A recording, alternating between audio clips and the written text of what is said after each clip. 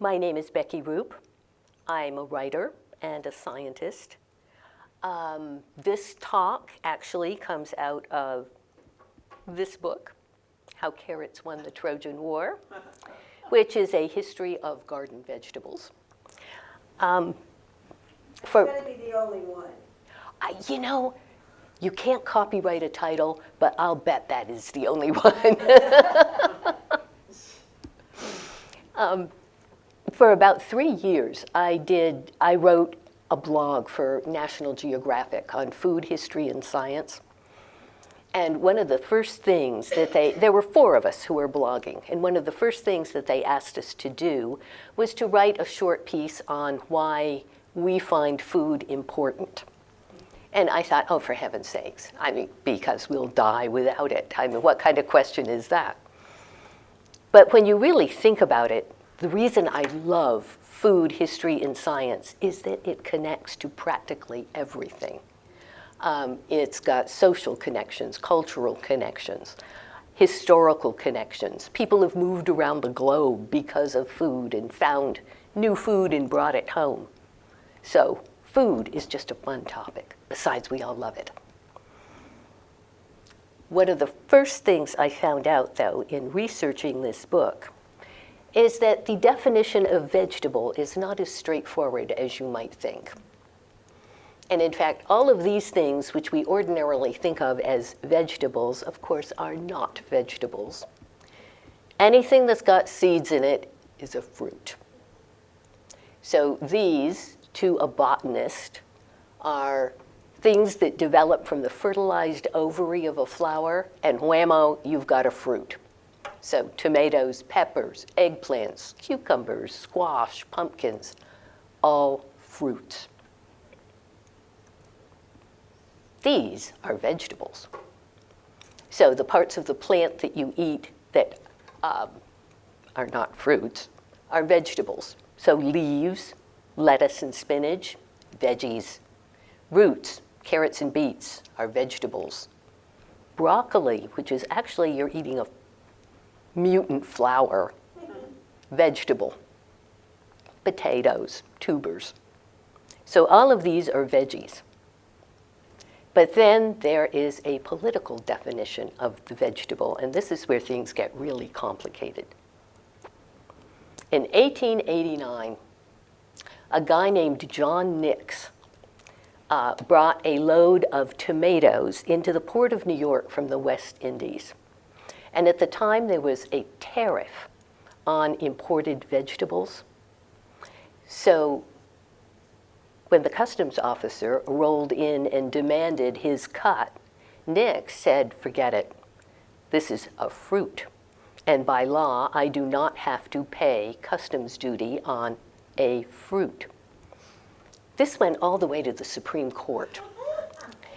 And there was a Justice Gray at the time who ruled on the tomato as a vegetable because tomatoes were usually eaten with a main meal, along with the meat and potatoes. They were not eaten for dessert, along with the chocolate cake and ice cream. So politically, tomato became a vegetable. Well, this goes on and on and on. I think the next case had to do with beans. Somebody said beans are seeds, not vegetables, and they had, I think, opposing counsels before the Supreme Court, one waving seed catalogs and one pointing out baked beans. Truffles, onions, water chestnuts, all went before the Supreme Court and were ruled vegetables. Rhubarb, however, the court decided was a fruit, presumably from strawberry rhubarb pie. I don't know really quite what the ruling was there, but rhubarb should be a veggie. Rhubarb is like celery. It's an enlarged petiole, you know, that little stem that attaches a leaf to the plant. So rhubarb should be a vegetable. But politically, it's a fruit. Then the European Union came along and Ooh, I should be paying more attention to this. The European Union decided that tomatoes were fruits because they could be used to make marmalade. I think they also ruled that carrots and sweet potatoes were fruits because of the jam connection. And then we got even worse because somebody came up with the idea of state symbols.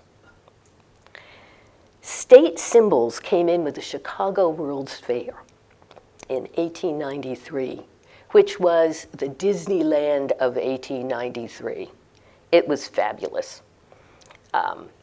It had a 65-foot statue. You can see it here in the front, colored gold, done by Daniel French, who did the Lincoln Memorial.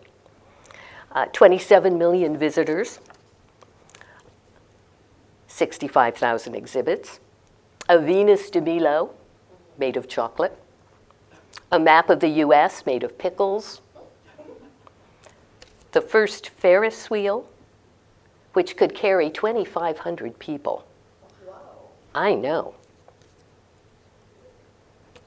A gigantic cheese that was shipped from Canada by special railroad car. When they tried to put it in the Canadian pavilion, it crashed through the floor and had to be taken over to the Hall of Agriculture and put on a cement slab. But this is where we get the veggie problem. A garden club decided that it would be a nice idea to have a garland of flowers from the states. So the idea was that each state would choose a representative flower. And you would think that this would be easy, but it was not. Minnesota just roared right in there and said, we picked the lady slipper. New Hampshire had a terrible problem. They had factions that were for the lilac and factions that were for the apple blossom. So that went to the state legislature. A lot of people actually gave up and just said, we're going to let school children vote. Nobody could make up their minds. Vermont actually has ended up with quite a list of state symbols. Our flower is the red clover. I have a niece who wanted to have representative flowers in her wedding bouquet, and she was very disappointed about red clover. She said, this is like having hay. I said, well. But after these state flowers, of course, everybody leaped on the bandwagon, and soon there were state fruits, state trees, state birds, state vegetables. Maine has a state boat. Texas has state footwear. The official footwear of Texas is the cowboy boot. State drinks. Ours is milk. But yeah, we've only fairly recently gotten ourselves a state vegetable. And we had quite a debate over kale versus turnips. And by a passionate letter-writing campaign from school children in Wardsboro, Vermont, home of John Gilfeather, we got the Gilfeather turnip. This is John. He was said to be a lanky bachelor. He was very jealous of his turnips because he would only distribute them with the tops and the roots cut off, so nobody could possibly propagate this turnip. But obviously, somebody did. So, because we still have them today, they're said to be a particularly delicious turnip. Anybody here really fond of turnips? I'm okay with turnips. If they're mixed with something else, that tastes good. They're a vegetable. Let's see. There were all kinds of mix-ups, though, on state veggies. For example, Alabama. In Alabama, the tomato is both the state fruit and the state vegetable. They're sitting on the fence. Tennessee and Ohio, the tomato is their state fruit. They went with botany.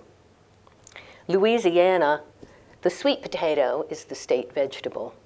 But the tomato, which apparently everyone loves in Louisiana, is the state vegetable plant. That's how it's defined. My absolute favorite is Oklahoma. Oklahoma, the state fruit is the strawberry, and the state vegetable is the watermelon. And the reason it's the watermelon is that they had a senator a state senator who came from a watermelon growing district, as a teenager had won a watermelon seed spitting contest and was a passionate defender of the watermelon. So to this day, the watermelon in Oklahoma is a veggie. Let's see, turnips. Nobody's ever been terribly fond of turnips except Wardsboro, Vermont, which has a turnip festival each year in October. Has anybody gone? It's supposed to be the world's largest culinary turnip festival, and I completely believe them. They have turnip contests for the largest turnip, the most beautiful turnip. They even have a commemorative turnip song, which was written by a guy named Jimmy Knapp. You can find it on YouTube. You can eat them boiled, you can eat them mashed, you can even eat them with your hash. I will spare you my singing. Turnips actually, originally, people wanted them for their oily seeds, not for the root that most of us eat with Thanksgiving dinner. At the time, it was called rape or rapeseed oil, which today is more politically correctly known as canola oil. Nobody liked the sound of rape. But this rapeseed oil was the oil of choice for a whole bunch of stuff in the 19th century. It was used for lighthouse lamps, to oil locomotives. And turnip always turns out to be the food of choice during wars when you're rationing things. There's a bunch of turnip winters that are associated with World War I, when apparently people were eating nothing but turnip. And turnip was hot stuff, yeah? I'm sorry, is it okay to interrupt you? Sure. Oh, okay. So what's the relationship between turnip and rutabaga? Oh. Because Actually, I confuse those all the time. Actually, that is very interesting. It's coming later. You can deal with it later. No, I can do it right now. Okay. Actually, the Gilfeather turnip looks to be a rutabaga because, what is the chromosome count on these? The rutabaga is a cross between a turnip and a cabbage. And so it's got more chromosomes than a turnip would have. So analyzing the Gilfeather turnip, it turned out to have, I think it's 32 chromosomes instead of 20. So looks like it's a rutabaga. I know. They're very, very similar. People call rutabagas turnips. They don't call turnips rutabagas, but they call rutabagas turnips sometimes. I don't think I've ever seen anybody selling a rutabaga. We buy them. Our first date, you purchased. You bought a rutabaga? And I thought, this guy is cool. That is the sweetest thing ever. And you had a cookie. Oh, well, turnips. Turnips have always been associated with the poor. So in the medieval period, sometimes you would see heraldic crests that would actually have turnips on them, which showed that this person had been a philanthropist and had donated a lot to the poor. So if you've got a family crest that's got turnips, it shows you had very nice ancestors. Not everybody was fond of the turnips, of course. This is the recipe for Lord Woolton pie, which during World War II, Lord Woolton was the Minister of Food, and who spent a lot of time coming up with creative recipes for using things like turnips, because there really wasn't much on the British table at this period during World War II. This doesn't sound that bad to me, but we've got the Swedes in the recipe are the turnips. That was an alternative name for turnip. But we've got the diary of a woman on the home front in Britain who kept very detailed notes on what was going on day to day. And she said that her 6-year-old son would burst into tears at the words Woolton pie.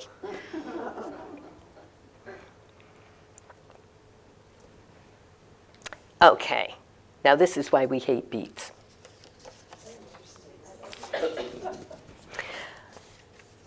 When it comes to most hated vegetable, who's got a most hated vegetable? Green beans for me. Lima beans. Mine is lima beans. And we will come to lima beans. On most hated veggie lists, beets pop up a lot. Turnip is not a favored vegetable, but you know, it's above beets. Seed catalogs sometimes ignore turnips, but they always have beets. There's enough of us that are not beet haters. The reason people don't like beets is this stuff. This molecule is a thing called geosmin, and it's made by soil bacteria. And the beets pick it up from the soil, and it's got sort of a dirt flavor. You know, beets have that earthy tang. And this can be a problem in some foods. In wine, for example, if you've got a little bit of geosmin, you know, nobody wants a bit of mud in your wine. It can be a problem in bottom-feeding fish, you know, like catfish will sometimes pick up enough geosmin so that it tastes funny. And we're really sensitive to this stuff. We can pick this up in like parts per trillion. And in that way, we're very much like camels. Camels are very sensitive to geosmin. And the idea is that geosmin in a desert environment will pop up around oases, you know, where there's some kind of water so that you can have multiplying soil bacteria making geosmin. So camels zero in on oases by picking up on geosmin. So it's not bad stuff.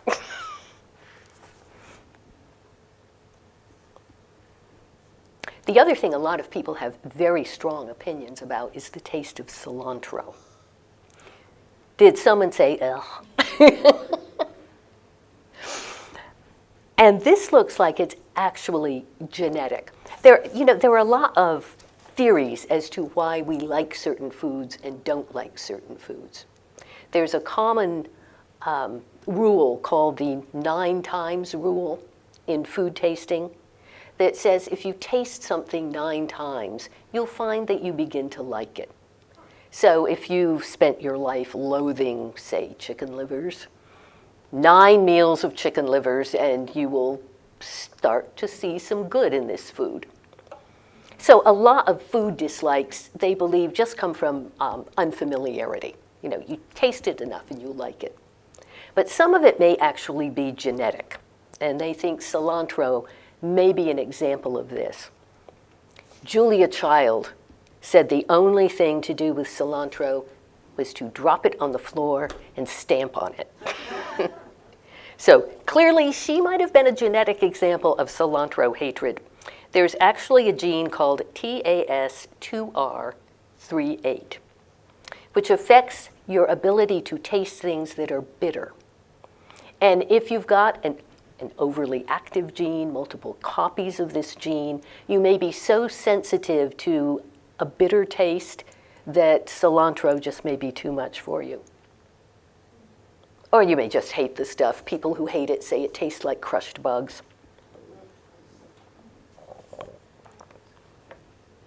lima beans.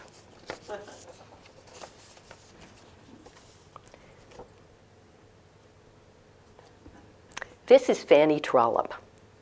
Look at that sweet face. Fanny Trollope was the mother of Anthony Trollope, who wrote those gigantic Victorian books about vicars and neighborhood gossip. In the early 1800s, though, when Anthony was just one of 6 kids, the family was deeply in debt. So Mr. Trollope, Fanny's husband, had fled to the continent from England to avoid debtor's prison. And Fanny decided to save the family finances by coming to Cincinnati and opening a bazaar. And what she meant by bazaar was a kind of mini mall. She was going to serve tea and crumpets and sell embroidered handkerchiefs and couch pillows and this kind of thing. She got to Cincinnati, and this was an absolute disaster. It was a frontier town. Pigs were running in the street. Nobody wanted crumpets or embroidered handkerchiefs. They were becoming even more in debt than they'd been in the first place. So Fanny decided to write a travel book.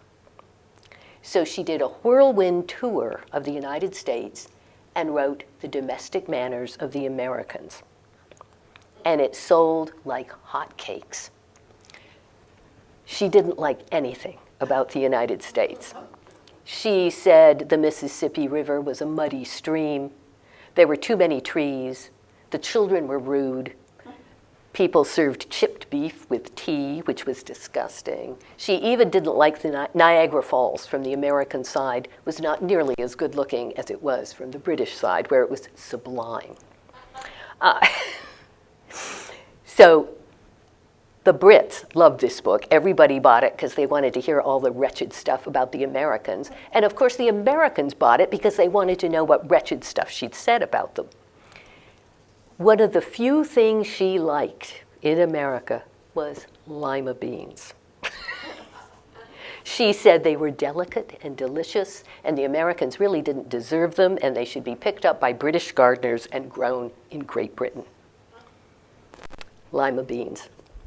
My whole family likes lima beans. I'm the only one that doesn't, so I just haven't gotten through my 9 times tasting. Are southern butter beans a kind of lima bean? Yes, they are. There's 2 types. There's Siva beans and lima beans, and I think it's the bigger ones, the limas that are sometimes called butter beans, because supposedly they have a plushy and delicious texture. No, they don't. No. Yeah. Oh, here is the problem with tomatoes. Tomatoes had the bad luck to be introduced to Europe from Central America during the witchcraft craze. The witchcraft craze lasted from about 1300 well into the 1600s. So in the 1500s, when tomatoes showed up, wrong time, because tomatoes are members of the nightshade family. And in fact, they look a great deal like deadly nightshade. Yeah. And right about this time, the Pope had published the recipe for the ointment that supposedly witches put on broomsticks in order to fly. You could also use this stuff to turn yourself into a werewolf. And it contained henbane, mandrake, nightshade, and hemlock. Well, at this stage, no woman in her right mind wanted to be seen growing anything that looked like nightshade in her garden. So tomatoes had sort of a rocky entry into European cuisine. They seem to have been picked up faster in the South than in the North. And, Italy, everything Italian has a tomato in it.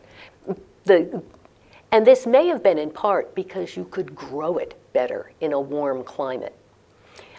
One of the theories is that a lot of the talk about the poisonous tomato may just have been sour grapes. because we've got early recipes from colonial America where, Virginia was eating tomatoes. Vermont probably wasn't. We probably didn't have the cultivars that really survived very cold weather. So we may not have had enough of a growing season for the early tomatoes. Now there are cultivars of tomatoes that will grow in Siberia. There are tomatoes that have like 20-minute growing seasons. But back in the early days of tomatoes, it was pretty much a tropical fruit or vegetable, depending on how you feel about it. So is ketchup a vegetable?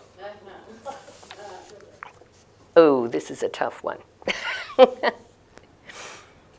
The problem with tomatoes to a certain extent is that the raw tomato isn't quite as nutritious for you as the cooked tomato. And this is because one of the primary nutrients in tomatoes, lycopene, comes in a couple of different chemical configurations. And one is what is called the trans configuration, where the molecule is long and skinny, like little needles. And this isn't absorbed very well by your digestive tract. If you cook the tomato in a little bit of olive oil and mush it up, then the lycopene converts to what they call the cis configuration. It wraps up like a little snail shell. And that's very easily absorbed. You get like 50% more nutrient from the cooked tomato than the raw tomato. I know that sounds completely wrong. So there is an argument that, say, ketchup might have more nutrition in it tomato-wise than a nice salad tomato. Of course, ketchup is absolutely loaded with sugar, so no, you shouldn't eat it by the bowlful. I've heard two things about where ketchup comes from. One is it was Chinese, and one of it was Spanish. It looks like it was Asian. Okay. And that the name actually comes from an Asian fish sauce that was probably, sounds like it was a little more akin to Worcestershire sauce, maybe. But when ketchup in the colonial era, for example, there were multiple recipes for ketchups of various kinds. Mushroom ketchups, it wasn't just solely tomato ketchup, which is what we're all used to. There were dozens of these things. There's a story from Jane Austen, who has her recipe for ketchup was written down by a family friend, so you can actually find a sort of Jane Austen cookbook. But there was a story about bottling ketchup and it exploding in the Austen basement. I knew a farmer made homemade ketchup all the time. It was really brown, but I think it was tomato paste, but it was really brown. Yeah, there was like some family recipe. Yeah. Yeah, well, yeah. And they kept it on the table, like never in the fridge. And they just bottled it themselves. Where they got it from. Well, there are lots of recipes for it. We could all do this. Yeah.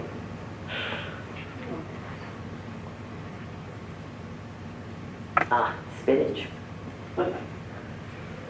Well, this is a famous New Yorker cartoon by a guy named Carl Rose, which I love.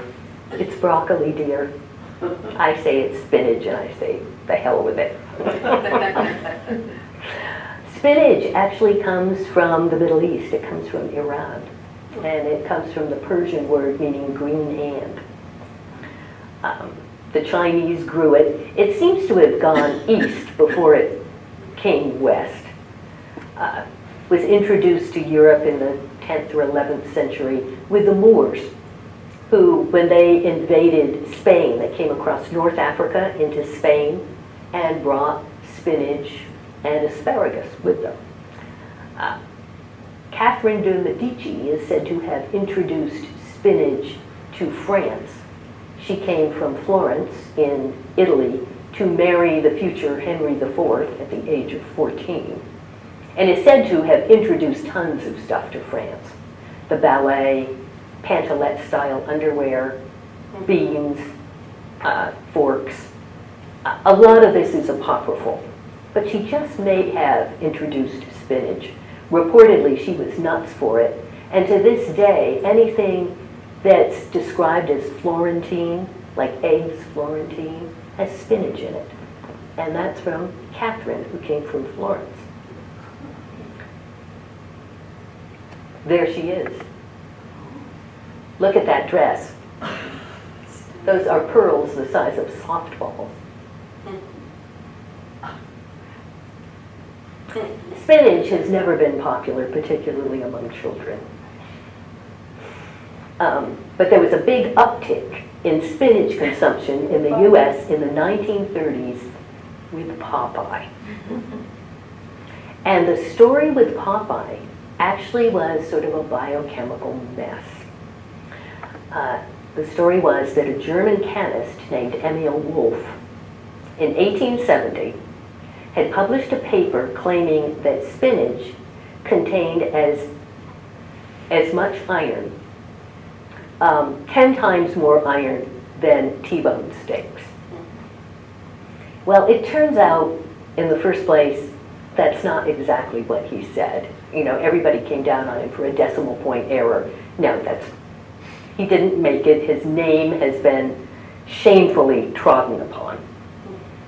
It's more complicated than that. Spinach actually does have a lot of iron in it. It has as much iron as a T-bone steak. The problem is we can't digest it. The iron that you get in meat is what's called heme iron, and it's attached to a protein so that we can absorb it. In spinach, it's non-heme iron. We can't absorb it, so we get no good whatsoever out of that spinach. So forget it, Popeye and your biceps. Does the USDA take that into consideration when they put stuff on labeling?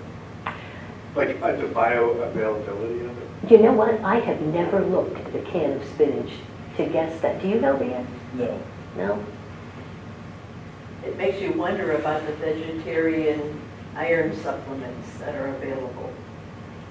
They're almost certainly, a supplement, I would say, would almost certainly be made to be properly absorbed. I would hope. Otherwise, you know, we might as well be licking nails. I mean, you know. Spinach is loaded with vitamin A, so it's good for you.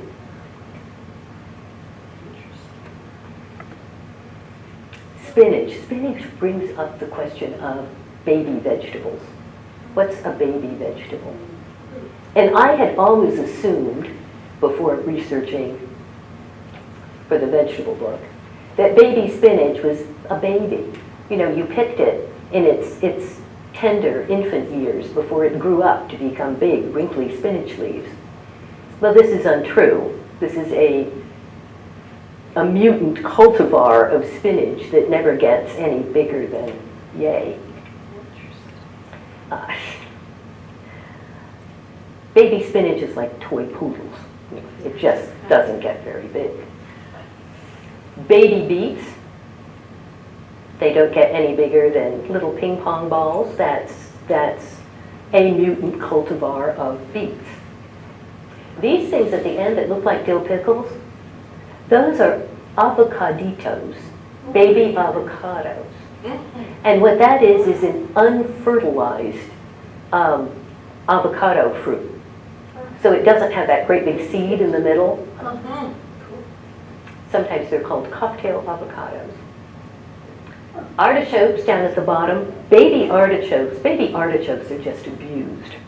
Baby artichokes are the ones that grow all the way down on the bottom of the artichoke stalk, so they don't get the attention and the sunshine that the great big avocado up on top gets. You know, it's like your fourth child versus your first child, and you know who's got all the photos in the family album. You know, our youngest son says he's barely got a snapshot. Baby onions are tortured. They're like Chinese bound feet. They're just grown very, very close together so that they can never expand much. And is that the same as a pearl onion, or is No. that completely different? Yes, Same. tortured. Tortured, thank you. And baby zucchini. Baby zucchini are babies. If you don't pick it when it's a baby, it's going to be the size of the Hindenburg the next time you go out to the garden. But the fun one is baby carrots. This is where baby carrots come from. Deformed carrots. Well, in the 90s, there was a California carrot farmer who was very disturbed by the amount of waste, because carrots don't always come out like nice straight carrots. You know, they're branched, they're lumpy, they're funny looking. Supermarkets wouldn't buy these, and so he was having 40 to 50% of his carrot crop each year just had to be chopped because it wasn't attractive enough for the public market. So he decided to take these carrots and grind them up into little ball shapes and sell them as bunny balls. Bunny balls didn't go. Bad name. Bad name. You know, naming is it. So some years later, somebody else came along with the same idea, but ground the carrots into little tiny carrot shapes and sold them as baby carrots. Now, there are cultivars of carrots that don't get very big, so you can grow small little carrots. But most of the supermarket carrots come from here. Never gonna buy baby carrots again. I think bunny balls would be kind of fun. I buy those. I buy those. Oh, asparagus. Oh, this is where we get to Madame Pompadour's underwear. So we don't have any Native American asparagus. It all comes from Europe. The original great-great-granddaddy of asparagus was a sort of a crawly maritime plant, which has since developed into this luscious stuff that we eat today. The Romans liked it. There's actually a Latin saying that translates as quicker than it takes to grow asparagus. There it is, in a Roman mosaic. So this sort of indicates that the Romans liked their asparagus sort of al dente. And we know that they cooked it in bunches like this, upright in like these long, skinny pots. Roman asparagus. Asparagus pretty much went out of Europe with the fall of Rome because it's a crop that has to be coddled. You have to fuss over it, you have to go out each day and harvest it. So Rome fell, the Dark Ages moved in, and people were growing things like turnips and beans.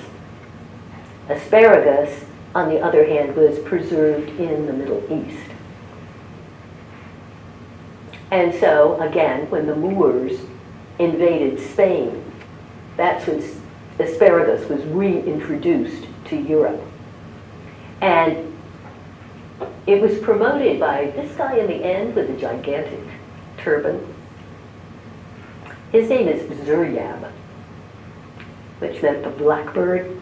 He was an Arab singer, a poet, sort of a general Martha Stewart type, who was paid an enormous salary by the court of Cordoba in Spain, both for his music and for his cultural innovations. He came up with the idea of you should change clothing colors with the seasons. So if your grandma ever told you, no white shoes before Memorial Day, that's kind of harking back to Zuryab. He invented an early form of toothpaste. He came up with the idea of drinks in glass tumblers rather than in metal cups, because the metal often made liquids taste odd. And he promoted asparagus. And from Spain, the asparagus went on to France. And it was popularized because everyone thought it was an aphrodisiac. In fact, in the garden, practically anything that's even remotely cylindrical has at one time or another been promoted as an aphrodisiac. Except cucumbers, which have always had a reputation for being cold and not really good for you. This is Madame Pompadour. She was the mistress, one of the mistresses of Louis XV in the 18th century. And all kinds of things are named after her. You know, the Pompadour hairdo. There's a Pompadour pink that's named for her. It's kind of a bubblegum color. I looked it up. And supposedly, as in so many other legends, the champagne glass is said to have been molded on the shape of her breast. The champagne cup glass, not that flute. I was going to say, No, don't even think of the flute. But I have to tell you, the champagne glass is it's also been attributed to all kinds of other people. Madame du Barry, who was another mistress of Louis XV, Diane de Poitiers, mistress of Henry II, the Empress Josephine, wife of Napoleon, and even, this one's a really long shot, Helen of Troy. I don't think so. Well, whoops. No, we'll get to him. What about the underwear? I'm getting there. I thought we had left her behind. We have not. That was an inadvertent jump to Benjamin Franklin, but we're still on Madame Pompadour. This is what her asparagus looked like, basically. The popular asparagus at that time was blanched. Dirt was heaped up around it, so it never turned green. It stayed white. And her asparagus, that she personally cooked for the king, was a white asparagus with purple tips. Very, very attractive. There's still a recipe called asparagus Pompadour. It's basically asparagus and hollandaise sauce, but supposedly this was her asparagus recipe. During the Napoleonic Wars, there was a British Army regiment that was known as the Pompadours. The British Army regiments were distinguished by the color of the facings on their jackets, and this particular regiment had jackets with purple facings. Now, supposedly purple was not only the color of Madame Pompadour's asparagus, but of her underwear.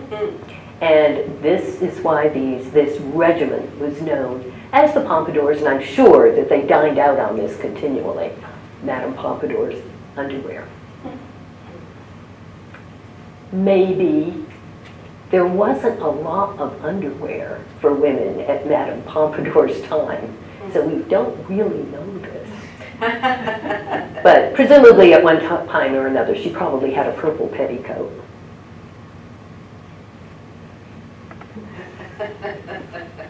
Now, asparagus is interesting because, you know, if you eat a lot of asparagus, your urine then smells peculiar. And this is basically because asparagus contains a number of sulfur compounds that aren't absorbed and that just go right through your system and come out the other end, and that's where you get this peculiar odor. Benjamin Franklin, at one point, wrote a monograph about this. He wrote about a number of different things that make body effluvia smell peculiar. And he submitted this to the Royal Society. Franklin was really very much admired as a scientist, but he had a good deal of trouble with the British. In fact, he'd been snubbed at one point at the court of St. James, so there was a little bad blood there. So he certainly wasn't above putting a stick up the Royal Society, I guess, with Fart Proudly, in which he discusses asparagus.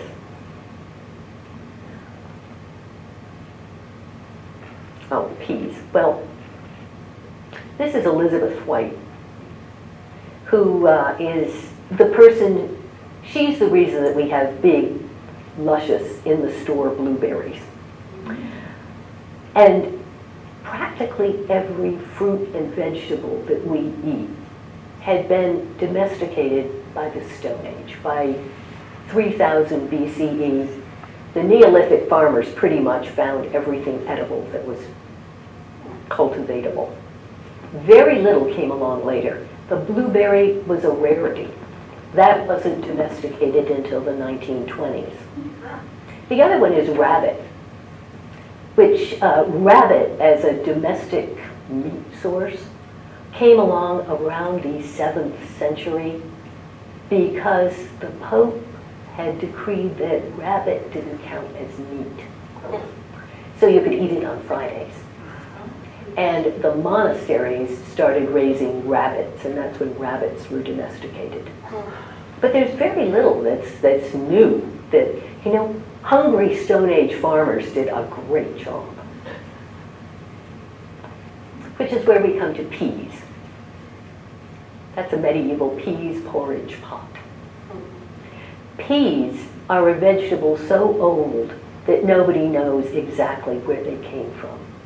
You know, geneticists can take a lot of the vegetables that we eat and they can track them down to practically the county where they originated. But peas, the best guess was some big swath in the Himalayas. And annoyingly, the oldest known peas actually were found in Burma in a site called the Spirit Cave. And I think they, how old were they? About 12,000 years ago, people were eating peas. And these weren't great peas. These were very, very starchy peas. There's one theory that you actually had to roast them like chestnuts and peel them to eat them. So it was a very different pea experience that we get today. We have good peas. And the reason we have good peas is because of this guy. This is Thomas Andrew Knight. He was a horticulturist from Great Britain in the 1700s. And the reason he was able to devote so much of his time to horticulture is that his older brother died. When his older brother died, he inherited a castle, 10,000 acres of land, and a massive bank account in the Bank of England. So he was able to devote himself to his childhood passion, which was growing things and why does it work. And the story that he used to tell is that when he was a little tot on the family estate, he saw the gardener planting things that looked like little pebbles and sticks. And the gardener explained to him that these would turn into peas and beans. And he was thrilled and scampered away and planted his pocket knife in the belief that he would grow a pocket knife tree. And when this didn't pan out, he spent the rest of his life interested in growing things. You know, when our kids were little bitty and we started gardening with them, they wanted to grow donuts. So it's not an untoward assumption that, you know, you can stick something in the ground and get more of it back. So at some point in Knight's acreage, he got a random new pea. And it was a wrinkle-seeded pea, and it was sweet. It was delicious. And peas, once he started propagating his wrinkle-seeded pea, became very popular. Now, the reason these peas are sweet and wrinkled is because they lack an enzyme that converts youthful sugar into grown-up starch. It's the same thing that happens in sweet corn. Sweet corn is a mutant, it's odd, and it lacks the enzyme that ordinarily would turn sugar into starch. It just stays sugary. And in fact, there's a super sweet corn that lacks two enzymes that convert sugar to starch. So it is really sugary. This is practically, candy off the cob. So Knight's popular peas started fads for pea eating all over Europe and America. The problem with Knight, as a scientist, this is absolutely heartbreaking. He got so close. He took all kinds of notes on his peas. He crossed his wrinkle-seeded peas with smooth-seeded peas, and tall peas with short peas, and pink-flowered peas with white-flowered peas. He did all kinds of pea research. And there he stopped. 50 years later, Gregor Mendel basically repeated all of Thomas Knight's experiments. But he could take it a step further and proposed the laws of inheritance, which are the beginning of the entire modern science of genetics. So we have Mendelian genetics, we don't have Knightian genetics. He just missed it. Mendel apparently, while he was in the course of doing his pea experiments, had some 20,000 pea plants growing in his monastery garden in Austria. So those monks ate a lot of peas.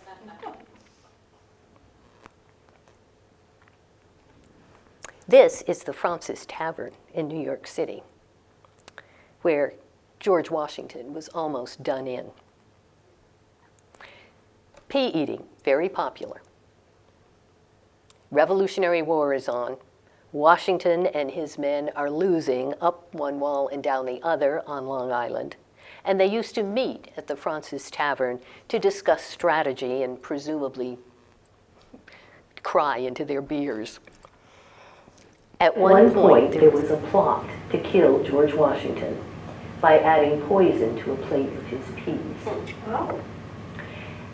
And the story is that on the way to the table, the peas were intercepted by Phoebe Fraunces, who was the daughter of the tavern owner, who had heard about the plot in advance. She took the peas and flung them into the yard. They were pecked up by chickens, who promptly fell over dead. And it was realized that George Washington had had a narrow escape. This might or might not be true, but you've got to admit it's a good story. And I had been telling this story for some time about George Washington escaping being poisoned by his plate of peas. And one of my kids, as we're discussing this, said, well, it might have been better if he had been poisoned. I said, well, think about it. This is one of those crux points in history. If Washington had died right then and there, the morale of the rebel forces would have dropped. We probably would have lost the revolution. We didn't have anyone of his status to step in there and hold the country together. On the other hand, we would have stayed British. When Britain abolished slavery in the 1830s, slavery would have been abolished in the United States. We might never have had the Civil War or the bifurcation between North and South that we still have to this day. So, I don't know. What do you think? Washington, yes? Washington, no? Hard to tell. Yeah. Well, according to physics, there's a parallel universe in which Washington ate the peas.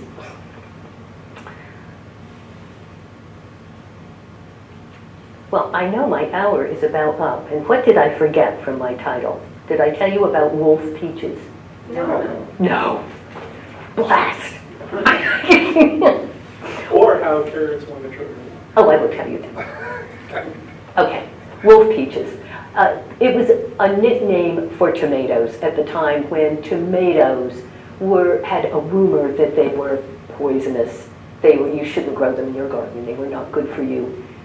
They think the wolf peach name came by analogy to the luscious-looking pieces of poisoned meat that farmers used to put out to try to kill wolves. So a wolf peach was something that looked wonderful, but was very bad for you. I did the underwear, right? Yes. And I did the poison peas. Carrots won the Trojan War. There are a lot of stories in this book. And though it makes a good title, it's probably not the most exciting story. The story is that at the time the Greeks had built the Trojan horse, and Agamemnon's soldiers were sitting inside it waiting to be hauled into the city to take over Troy. They ate carrots. And the reason they ate carrots is supposedly the carrots would bind their bowels.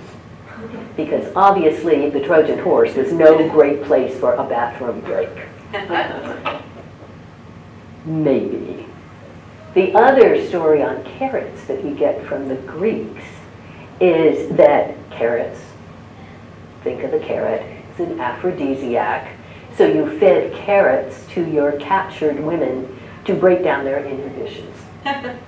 So you pick constipation or passion. Pick one. But that's the Trojan War story. And it all comes from one very small Greek quote.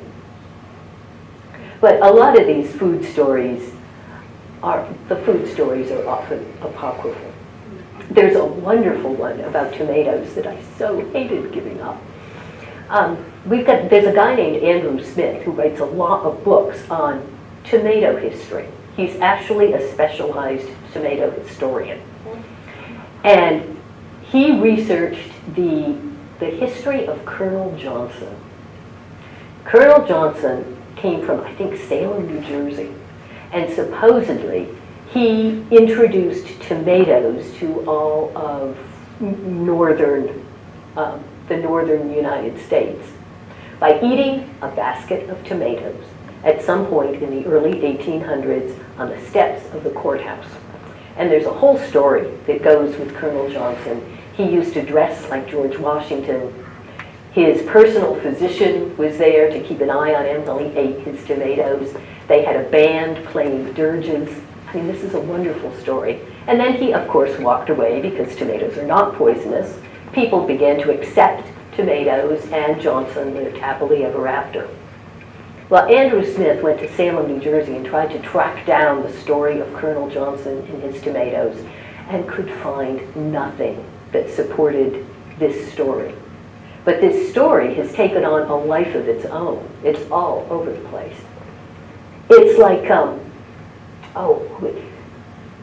there was an H.L. Mencken story about Millard Fillmore put the first bathtub in the White House. Well, he did. It was a story. But this bathtub in the White House story actually went, what would be the equivalent of viral in the early 20th century. So I'm not even sure President Taft actually got stuck in the bathtub. Does anybody have questions? Yeah, questions? Any veggies you want to talk about that we...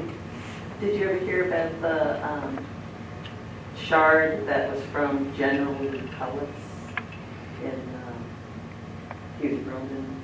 Yeah, like a Roman general. Yeah, there was the beet tops Yeah. were the things that the Romans ate.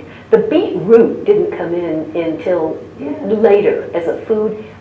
The beet root was thought to be just solely medicinal at first. Yeah. And yeah, the Romans actually made temple offerings of, what we call Swiss chard. Oh, yeah, because I got a pack of seeds, like it was a whole set of heirloom seeds. And, Oh, nice. And it said Lucullan shard, and I was like, what does that mean? Yeah. And I looked it up, and it had the whole story. It came from like ancient Rome, and this general who was known for like his feasting, Yes. after he retired, grew this, and so it's the white stalked shard. You know, you can get the rainbow shard. Yeah. So the one with the white stalk is like his. Yeah, and he was known for feasting because you describe I don't know how to pronounce it, Lucullan feast. Yeah. Is, something that's really posh, large, and splashy. Oh, they're wonderful Roman stories. Yeah. Yeah, I just finished a book that I'm calling 12 Courses. That's a history of food based on the many, many courses of the standard Victorian meal, which started with soup and ended with walnuts and port in the drawing room. So course by course by course, you know, I've taken it and done histories of the food that's in the course.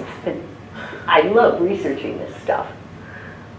Is it published yet? No, it's in manuscript form. Is it called Soup to Nuts?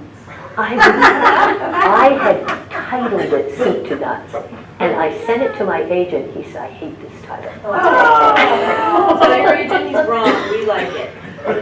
Well, I'm going to tell him. So that's when it went to 12 courses. I'll talk to him about this. Of all the books that I have written, I have almost never gotten the title that I chose. And the one that was the absolute worst, according to editors, is I wrote a middle grade book. It's called After Eli. And it's about a young boy whose brother was killed in the war in Iraq.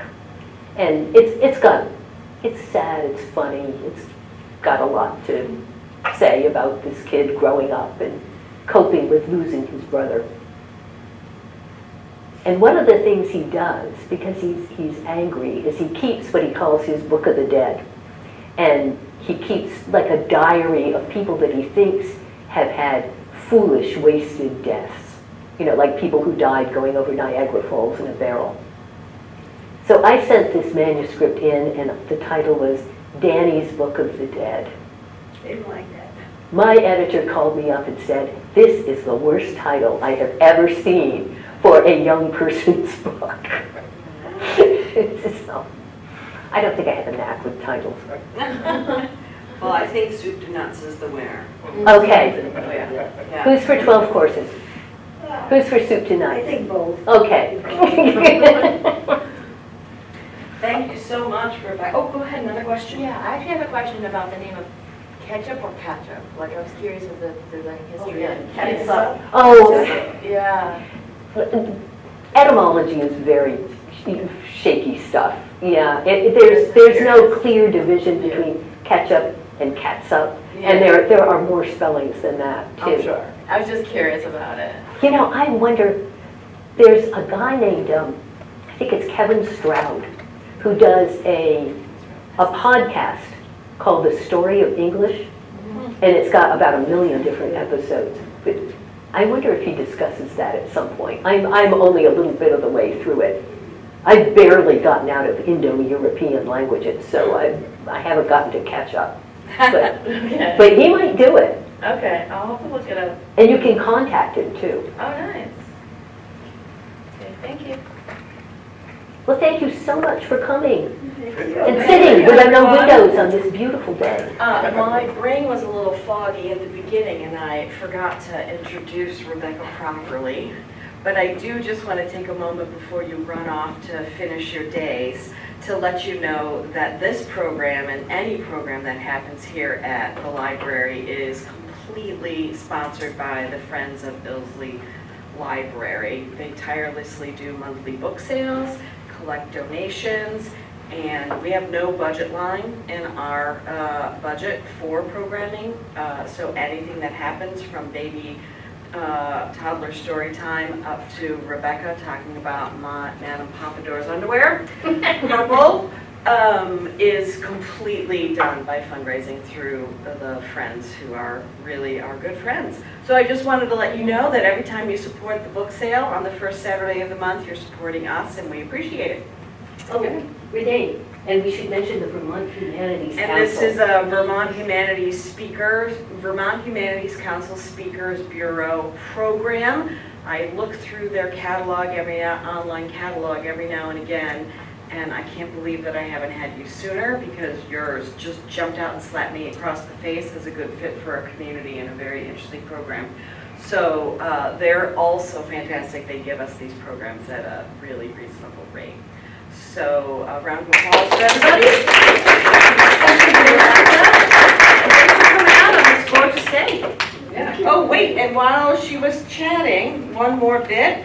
the Gilfeather Turnip Festival.